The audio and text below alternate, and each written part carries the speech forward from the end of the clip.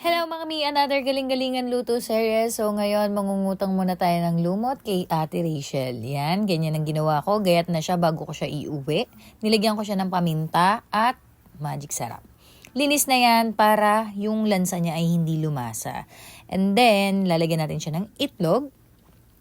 Alam niyo na siguro kung ano ang lulutuin natin dahil ito ang common na luto dito. Pero talagang lumot yung ginagamit kasi masarap at malambot yung lasa niya. Kaya nga lang medyo mahal. So, naglagay naman ako ng harina at ng crispy fry. Kung mapapansin niyo, malaki yung kamay kasi si Consi yung gumagawa niyan. Yan.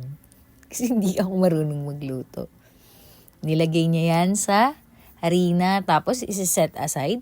Habang inaantay namin yan, mag-video-video siya, nagpainit na ako ng mantika sa kawali para siguradong maging crunchy yung kakalabasan. Yan. Tinipray na namin. Huwag yun ang pansinin yung kawali kasi mas matanda pa yan sa anak ko. Maganda kasi siyang lutuan. Then, leave mo lang siya antay mo siya hanggang mag-golden brown para perfect yung crunchiness. Yan, ganyan. At, pagkatapos niyan ay ready to eat na ang ating calamares. Yan lang!